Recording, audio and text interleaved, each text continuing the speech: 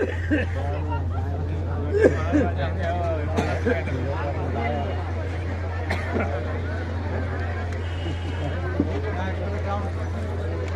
हो गया जी? कोई एग्नेस पार्टी काट दिया क्या माइक?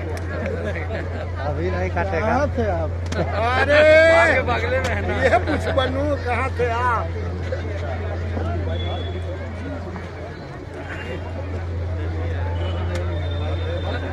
बार बार नाम बुलाया जा रहा था आपको, आप महाराज। आप जिन्हें सुनना चाहते हैं, झारखंड के प्रथम मुख्यमंत्री, भारतीय जनता पार्टी के झारखंड प्रदेश अध्यक्ष माननीय बाबू बराज में आग्रह करेंगे पावे और हम कार्यकर्ताओं को संबोधित करें। जिंदाबाद जिंदाबाद जिंदाबाद जिंदाबाद जिंदाबाद।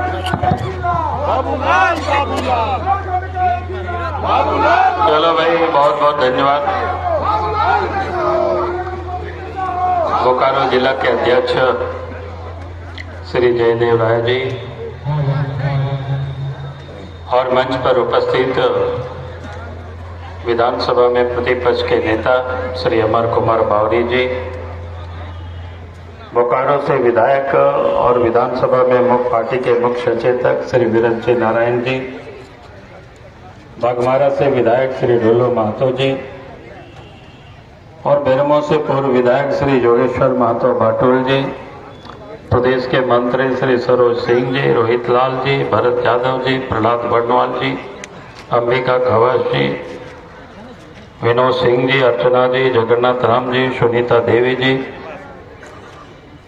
और मंच पर उपस्थित सुरेश जी और तमाम नेतागण और इस उपस्थित बहनों और भाइयों प्रेस के साथियों, सबसे पहले तो आज जिन लोगों ने पार्टी में योगदान किया है और में से श्रीमती अंजेला सिंह जी और भी कई लोगों ने योगदान किया, मैं उन सब लोगों का पार्टी में स्वागत करता हूं, अभिनंदन करता हूं और मैं सबको अपनी ओर से मैं बधाई भी देता हूं।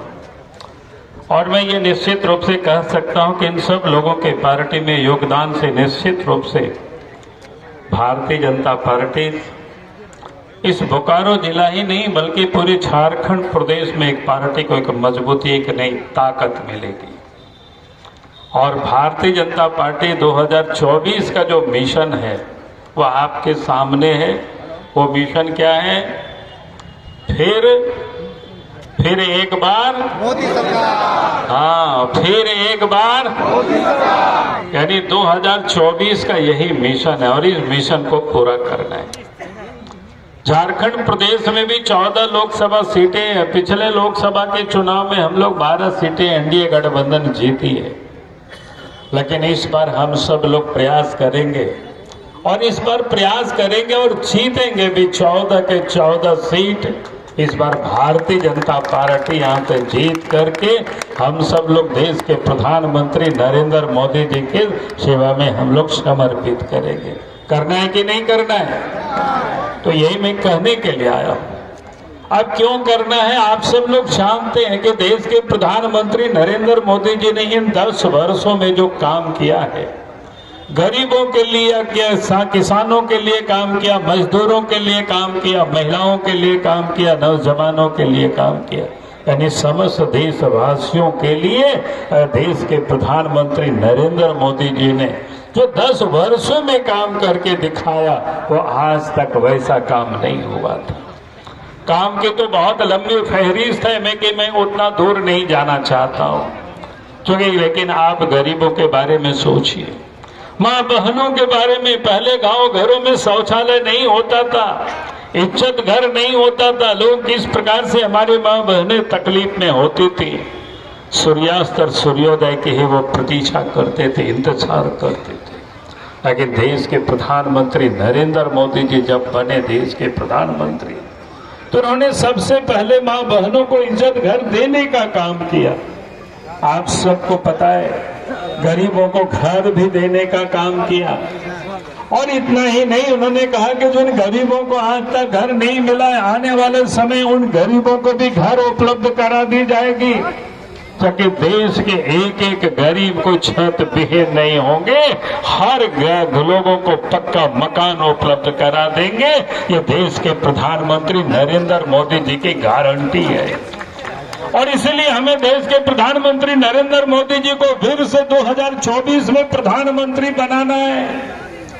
और इतना ही नहीं, घर के साथ साथ अब याद करिए, पहले माँ बहनें गोईठा चुन चुन करके सुखाती थी, खाना पकाती थी, या तो जंगल से लकड़ी चुन करके लाते थे या खाना पकाते थे।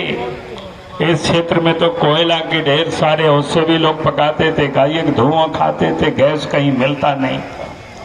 उस समय तो गैस की कनेक्शन सिर्फ शहर में रहने वाले लोगों को ही उपलब्ध होता था। गरीब सोचते थे कि पता नहीं हमें कब नसीब होगी। लेकिन देश के प्रधानमंत्री नरेंद्र मोदी जी जब बने तो उन्होंने हर देश के गरीब को घरों तक भी गैस की कनेक्शन, गैस चूल्हा पहुंचा दिए। अगर ये किसी ने गारंटी दी है तो इस देश के प्रधानमंत्री नरेंद्र मोदी जी ने दिया। आज कहीं किसी को कोई तकलीफ नहीं है, कोई परेशानी नहीं है।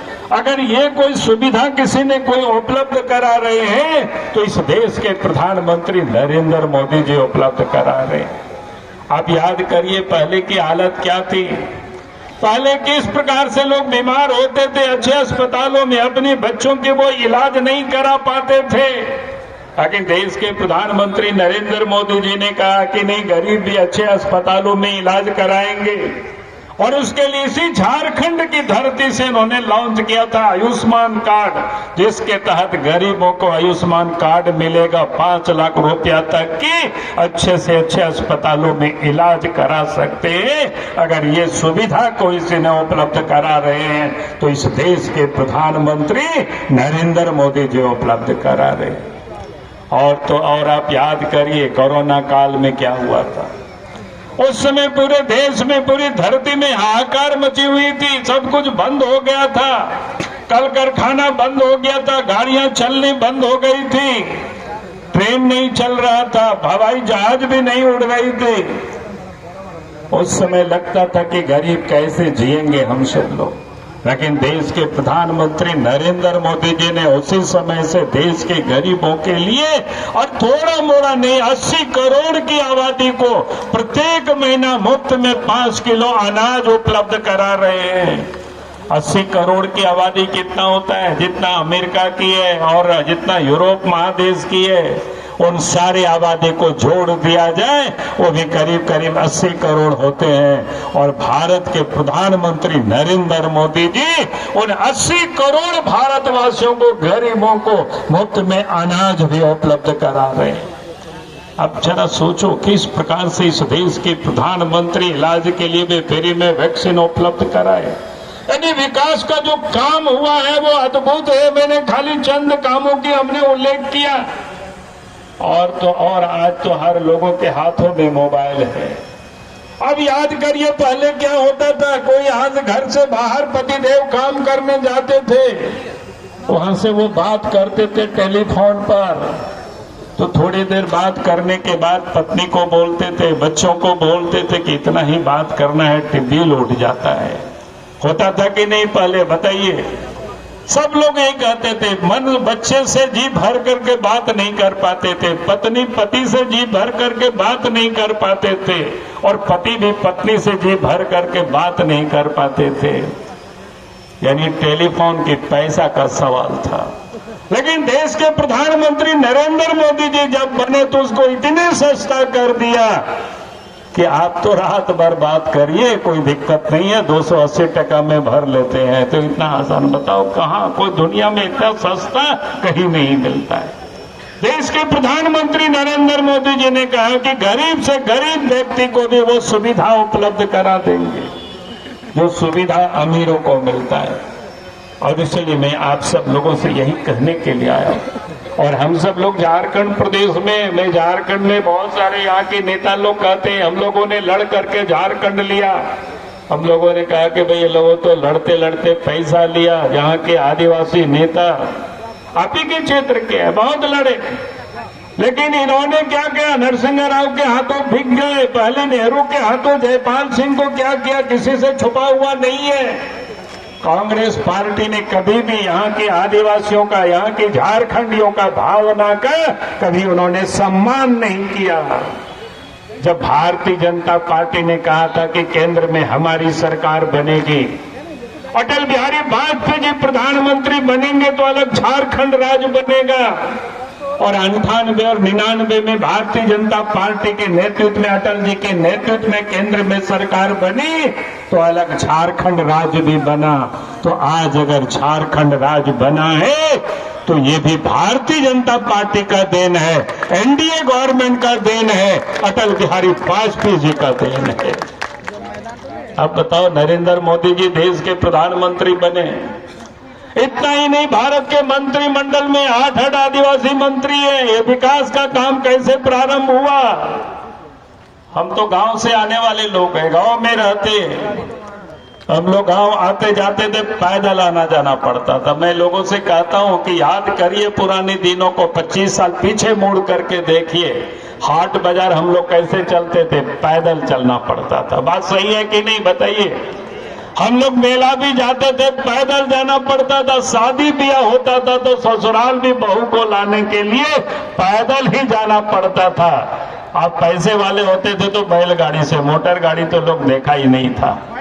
लेकिन देश में, जब इस देश में बीजेपी के नेतृत्व में सरकार बनी, मोदी जी के नेतृत्व में सरकार बनी, तो गांव तक सड़क भी पहुंच गया और नदी नाला में पुल पुलिया भी बन गया। अब तो शादी में बहू को लाने के लिए भी गाड़ी से लोग डीजे बजाते हुए लोग जाते हैं बड़ा धूमधाम से, और मेला और हाट बाजार, स्कूल अब पैदल जाना लोग छोड़ दिया। अब बच्चों को बताना पड़ता है कि भाई पैदल थोड़ा चलोगे तो स्वास्थ्य ठीक रहेगा। बताओ कि ये परिवर्तन हुआ कि नहीं हुआ? बताओ। पहले क्या था? पहले हम सब लोग बाजारों में देखते थे, गांव में किरासन तेल, मिट्टी तेल के लिए झगड़ा होता था। नेताजी को कहते थे कि डीलर मिट्टी तेल बेच दे रहा है, हम लोग को बांटता नहीं है बाजार में। बात सही है कि नहीं है? बाजार से हम लोग ढिबरी खरीद करके ले जाते थे, लालटेन खरीद करके ले जाते थे। लेकिन अलग है, आज भी कुछ लोग लालटेन लेकर के घूमते रहते हैं। लेकिन देश में जब प्रधानमंत्री नरेंद्र मोदी जी बने तो लालटेन को तो समाप्त हो गया, डिबरी भी समाप्त हो गया, मिट्टी तेल की झगड़ा भी समाप्त हो गया, गांव घरों तक बिजली पहुंच गई। आप तो कोई लालटेन और डिबरी के नीचे नहीं पड़ते हैं, आप तो बिजली जल रही है, वहां बच्चे पढ़ते हैं। आप तो खाना गैस में बनता है, पहले स्टोव में हम लोग बनाते थे। अब जरा याद करो किस प्रकार से विकास और परिवर्तन हुआ है देश में। ये बीजेपी की सरकार ने, नरेंद्र मोदी जी की सरकार ने काम किया। और नरेंद्र मोदी जी ने क्या कहा है कि हम 2047 तक भारत को विकसित भारत बनाएंगे। और विकसित भारत का मतलब मैं लोगों को सीधा समझाता हूं। विकसित भारत का मतलब क्या है कि लोगों की जो न्यूनतम जरूरतें हैं वो हर इंसान को उपलब्ध होगा, वैसा भारत होगा जहां कोई भूखे नंगे नहीं होगा। ये सा भारत बनेगा। और ये मोदी जी है, इसकी गारंटी दे सकते हैं, दूसरा कोई गारंटी नहीं दे सकते। हम लोगों ने देखा इन 10 वर्षों में उन्होंने जो काम करके दिखाया। और इसीलिए मैं आज आप सब लोगों से कहूंगा कि आप ये जो 2024 का साल है, ये चुनाव का साल है, हमें पहले इस देश के प्रधानमंत्री नरेंद्र मोदी जी को बनाना है, फिर झारखंड में बीजेपी के नेतृत्व में सरकार बनानी है, फिर आप यहाँ के भाग्य और भारत की तकदीर भी आप देखें कि बदलेगी और देश दुनिया का नेतृत्व करते हुए दिखाई पड़ेगा। वैसा भारत बनाने के लिए हम सब लोग भारतीय जनता पार्टी को और मजबूत करें और फिर से मोदी की सरकार बनानी है। यही निवेदन और यही अपील के साथ मैं अपनी बातों को समाप्त करता हूं। बहुत बहुत धन्यवाद। जय हिंद, जय झारखंड, जोहार। बहुत बहुत धन्यवाद। अब अपने बीच में अनीता गुप्ता जी पूर्व प्रमुख आए हैं। माननीय प्रदेश अध्यक्ष मैं आग्रह करूंगा कि उन्हें अंक दे करके पार्टी के